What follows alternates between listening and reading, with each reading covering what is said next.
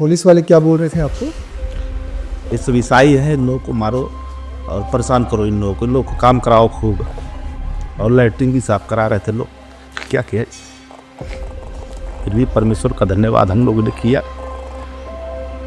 बहुत सारे दलों के द्वारा, बहुत सारे संगठनों के द्वारा चर्चों के ऊपर अटैक तक किए गए, गाली गलौज किया जा रहा है, कुर्सियाँ तोड़ी जा रही, मारा पीटा जा रहा है। तो पहले आप लोग इनके घर को देखिए। तो दोस्तों, क्या आप लोगों को इनके घर को भी देखकर लगता है कि ये किसी को लालच दे सकते हैं कि आ जाओ हमारे धर्म के अंदर? तो उन्होंने पहले तो पूरा कपड़ा निकलवा दिया, अंत में सिपाही लोगों ने पूरा जेबा चेक किया और उसमें जो पैसा था 400-500 लगभग था हमारे जेब में, वो निकाल लिए लोग। जब वो लोग जेल में गए तो दोस्तों वहां पर भी उनके साथ किस तरीके का टॉर्चर किया गया, वो सारी बातें मैं आप लोगों को इस वीडियो के अंदर दिखाने वाला हूं। तो दोस्तों, आज आप सभी लोग भारत के अंदर लगातार देख रहे होंगे कि क्रिश्चियन लोगों के ऊपर लगातार आरोप लगाए जाते हैं कि ये लोग तो जबरदस्ती हिंदुओं का धर्म परिवर्तन करवाते हैं। वो अपने तरीके से धर्मांतरण जैसे रुकवाती है, जो रोको टोको एंड ठोको।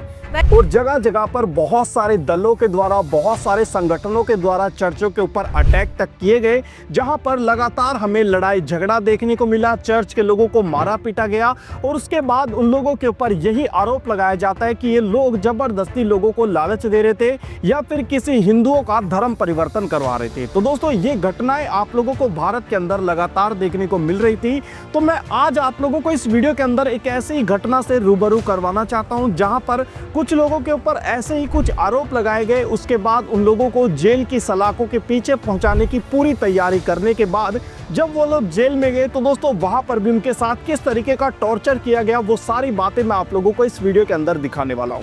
तो दोस्तों, सबसे पहले हम बात करते हैं रामचंद्र मसीह की। तो दोस्तों, यहाँ पर ये व्यक्ति उत्तर प्रदेश के रहने वाले हैं और अभी आप लोग देख रहे हैं यहाँ पर इनकी हालत को। क्या आप लोग देखकर ये सोच सकते हैं कि ये व्यक्ति किसी को लालच देगा इस वजह से कि आओ हमारे धर्म के अंदर आ जाओ, मैं आप लोगों को ये चीज दे दूंगा? तो दोस्तों, ऐसा तो देखकर बिल्कुल भी नहीं लगता कि ये व्यक्ति किसी को इस तरीके का लालच देगा, मगर ऐसा इनके साथ कुछ हुआ है। इनके ऊपर आरोप लगाया गया कि ये लालच देकर हिंदुओं का धर्म परिवर्तन करवा रहे थे। आइए पहले इस वाली वीडियो को देख लेते हैं, फिर मैं आप लोगों को कुछ और ऐसी बातें दिखाना चाहता हूँ। तो दोस्तों, इस वीडियो को देखने से पहले अगर आप लोग हमारे चैनल को सपोर्ट करना चाहते हैं तो दोस्तों आप लोग इस QR कोड को स्कैन करके भी हमारे चैनल को सपोर्ट कर सकते हैं। चर्च को तोड़ा जा रहा है, गाली गलौज किया जा रहा है, कुर्सियाँ तोड़ी जा रही, मारा पीटा जा रहा है।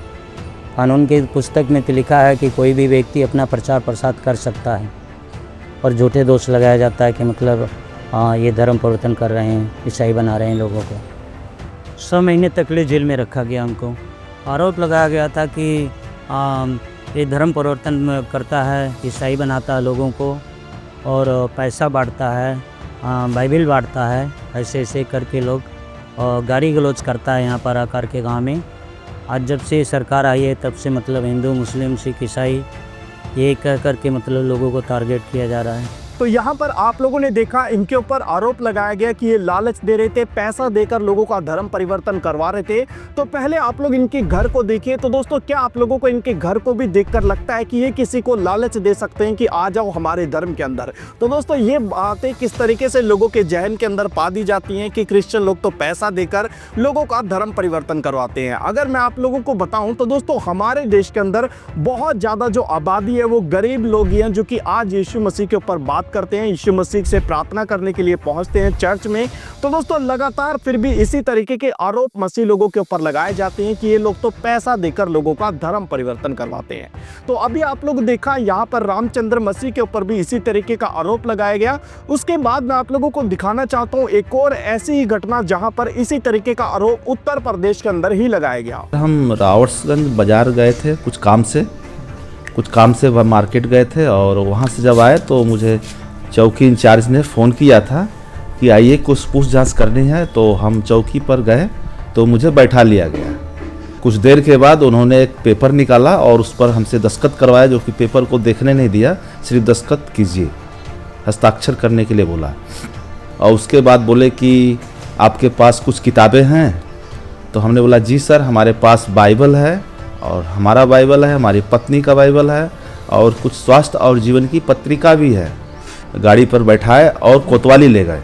पूछताछ करने के बाद उन्होंने बोला कि क्या करते हो? हम कहे सर स्वास्थ्य और जीवन हम लोग जागरूक करते हैं, लोगों को पौध शिक्षा पढ़ाते हैं, महिलाओं को जागरूक करते हैं, साफ़ सफाई के बारे में बताते हैं। लेकिन कह रहा है तुम लोग यही बहाना है, इस बहाने की वजह से लोगों को ईसाई बनाते हो। जेल में जब हम गए तो वहाँ पे पहले गेट के अंदर जब हम लोग घुसे तो उन्होंने पहले तो पूरा कपड़ा निकलवा दिया। अंत में सिपाही लोगों ने पूरा जेबा चेक किया और इसमें जो पैसा था 400-500 लगभग था हमारे जेब में, वो निकाल लिए लोग। और उसके बाद चड्डी भी निकलवा दी सर रात में। इतना अत्याचार वो लोग किए हम लोगों के साथ। उसके बाद अंदर गए तो रात में थोड़ा बहुत खाना खिलाए। उसके बाद सुबह हुआ तो फिर खबरें दबाने लगे कि ये ईसाई बनाने वाले, धर्मांतरण करने वाले लोग हैं, इनको मारो। तो दोस्तों अब आप लोगों ने देखा यहाँ पर भी वही मामला है धर्म परिवर्तन को लेकर। जब ये व्यक्ति अपने घर से बाहर कोई काम गया था तो दोस्तों इसके पास भी एक फ़ोन आता है कि पुलिस स्टेशन में आओ। तो दोस्तों ये व्यक्ति जब पुलिस स्टेशन में पहुंचते हैं, इसके बाद इसको पता चलता है कि इनके ऊपर धर्म परिवर्तन का आरोप है। उसके बाद जब ये जेल पहुंचते हैं तो दोस्तों वहाँ पर इनसे पैसे भी छीन लिए जाते हैं, इनके पूरे कपड़े उतार दिए जाते हैं। उसके बाद जब ये जेल में जाते हैं तो दोस्तों उसके बाद इनको कुछ थोड़ा बहुत खाना दिया जाता है। फिर इसके बाद इनको लगातार टॉर्चर उसी तरीके से किया जाता है। ये बताते हैं कि उसके बाद जब इनको खाना देने के बाद सुबह हुई और उसके बाद सुबह जब पुलिस वाले आते हैं तो दोस्तों बताया जाता है कि ये धर्म परिवर्तन करवाने वाले व्यक्ति हैं, तो दोस्तों इनके साथ मारपीट की जाए। तो दोस्तों अब आप लोग सोच रहे होंगे कि चाहे वो चर्च से बाहर हो, चाहे वो जेल के अंदर हो, तो दोस्तों मसीह लोगों के ऊपर किस तरीके का सताव आज किया जा रहा है। लगातार आप लोग देख रहे हैं भारत के हर एक कोने कोने के अंदर यही घटना हमें देखने को मिल रही है। किसी चर्च के ऊपर अटैक हो गया, किसी चर्च को तोड़ दिया गया, या फिर किसी चर्च के पादरी को पीट दिया गया, कहीं पर पादरियों को जिंदा जलाने तक की घटनाएं भी हमें देखने को मिली है। तो अब आप लोग देख रहे हैं कि किस तरीके से आज मसीह लोगों के ऊपर अत्याचार हो रहा है। यहाँ पर एक और घटना है जहाँ पर एक व्यक्ति के ऊपर इसी तरीके का आरोप लगाया गया। इसको कहा गया कि देखो आप पुलिस स्टेशन आओ। तो दोस्तों जब ये पुलिस स्टेशन पहुंचते हैं इनको भी अरेस्ट कर लिया जाता है, जिस तरीके से पिछले व्यक्ति के साथ हुआ। तो दोस्तों यहाँ पर जब इनको भी अरेस्ट कर लिया जाता है, इनको भी पुलिस स्टेशन में, उसके बाद ये जेल की सलाखों के पीछे पहुंच जाते हैं और 25 दिन तक इनको जेल के अंदर रहना पड़ा। किस वजह से? सिर्फ इसी वजह से कि ये व्यक्ति यीशु मसीह के ऊपर विश्वास करते हैं, यीशु मसीह का प्रचार करते हैं। तो दोस्तों आज आप लोग देख रहे हैं लगातार ये घटनाएं भारत के अंदर बढ़ती ही जा रही है। मैं आप लोगों को अभी इनकी वीडियो दिखाना चाहता हूँ। हम यीशु मसीह को मानते हैं, उसी उद्देश्य से उनको जेल में डाला गया। करीब हमको 23 दिन तक जेल में 25 दिन तक जेल में रखा गया। 25 दिन के बाद हमको 23 तारीख को रिहा किया गया। यहाँ पे लोग मानने वाले हैं, तो हम भी मानते हैं यीशु मसीह को और हमारा नाम भी उसमें दिया गया। पुलिस आई, बोली कि भाई आपका नाम है। हम पता करने के लिए गए थाने पे कि भाई क्या बात है। सोचे कि ये क्या बात है, जाके पता करने के लिए गए तो पुलिस हमको पकड़ कर रख लिया। हमको समझ में नहीं आया कि क्या बात है क्या है। हम तो पूछने के लिए गए थे, लेकिन पुलिस हमें अरेस्ट कर लिया। पुलिस का व्यवहार बहुत ही बेकार था। यहाँ चौकी से बोले कि कुछ नहीं होगा, कुछ नहीं होगा, लेकिन वहाँ पर जाने के बाद ऐसा हमको समझ में आ रहा था कि हमको वो इस नज़रिए से देख रहे थे, दृष्टांत से देख रहे थे कि जैसे हम आतंकवादी, धर्म परिवर्तन करने वाला, इसको मारो 20 लाठी, मारो 50 लाठी। इस प्रकार से हम लोगों से व्यवहार किया जा रहा है। कोई कॉलर पकड़ के ला रहा है, तो कोई हाथ पकड़ के ला रहा है कि भागने न पाए। यानी हम आतंकवादी हैं कि चोर हैं कि डाकू हैं, उनको ऐसा लग रहा था। हम देखिए हम लोग इतना सीधा साधा आदमी, कहीं भाग भी नहीं सकते और हम लोग सारे ऐसा व्यवहार किया जा रहा है।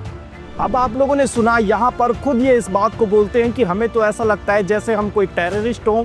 इस तरीके से हमें पकड़ कर लेकर जाया जाता है। उसके बाद पुलिस वाले इस बात को बोलते हैं कि मारो इसको 20 लाठी, 50 लाठी। क्यों? क्योंकि ये व्यक्ति यीशु मसीह का प्रचार करता है, यीशु मसीह को जानता है। तो इस तरीके की घटना आज भारत के अंदर हो रही है। लगातार उन लोगों को इस तरीके से टॉर्चर किया जाता है जो कि यीशु मसीह का प्रचार करते हैं, जबकि भारत का संविधान सभी को अधिकार देता है कि कोई भी अपने धर्म का प्रचार कर सकता है। मगर क्रिश्चियन लोगों के लिए क्या इतनी भी अनुमति नहीं है कि वो अपने धर्म का प्रचार साधारण तरीके से कर सके? क्यों आज इस तरीके से मसीह लोगों को सताया जा रहा है? मैं आप लोगों को एक और वीडियो दिखाना चाहता हूं जहां पर ये बताते हैं कि किस तरीके से हमारे देश के अंदर आज भी जातिवाद लोगों के साथ किया जाता है, किस तरीके से पानी पीने से भी उन लोगों को रोक दिया जाता है। तो दोस्तों पहले इस वीडियो को देखिए। जेल के अंदर जब हम गए वहाँ तो हम देखे कि जेल में लोगों को कैद करके रखा गया है, लेकिन बिना निर्दोष आदमी को, जिसका कोई दोष नहीं हो, उस आदमी को जेल में डाला गया।